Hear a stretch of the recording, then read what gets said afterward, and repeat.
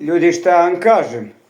Zvezda je pukla od Pafosa. Ovi na Radio Beogradu kažu da je to najgora utakmica Zvezde u Evropi u posljednjih 10 godina. Ja tvrdim jednu stvar, ali ljudi ne mogu to da ukapiraju.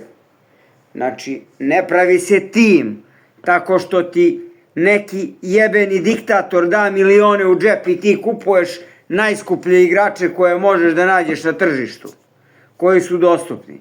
Nego se tim pravi tako što imaš svoju školu, pa 10 godina treniraš igrače, pa praviš igrače, pa imaš nešto, jel tako?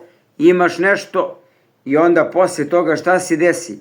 Pa posle toga ti kupiš 5-6 izuzetno jakih igrača na pozicijama koje tebi fale i onda sa tim ideš u Evropu. Pa ja sam slušao onoga, kako se zove, glumca zvezdaša. Pa, oni su najjači. Koji, oni su jači od koja, kao Hrvatska liga. Pa znate šta je Dinamo? Dinamo je vele sila i za Partizan, i za Zvezdu, i za sve ostale. Vidjet ćete kako će Dinamo da igra. Ja ne volim Dinamo. Meni je uvek bio Hajduk donekle simpatičniji klub nego Dinamo. Ali vidjet ćete. Mislim, šta da pričamo? Zvezda je odigrala koliko je mogla, koliko su joj ovi Kiprani dozvolili. To je kiparska legija stranaca koji igraju već 2-3 godine zajedno. Nema tu greške. Dobar trener, ima sistem. Meni se to ne sviđa, legija stranaca.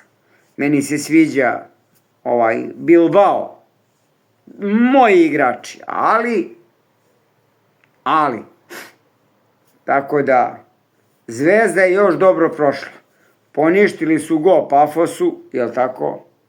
Ona je čak i odbranio penal Zvezdi, pa je od odbitka dao gol. Tako da, šta da vam kažem? Zvezda, Pafos 2-1. Toliko o kvalitetu srpskog fudbala. Ako vam se ovo svidelo, lajkujte, komentarišite, podelite, pa idemo dalje. Pozdrav!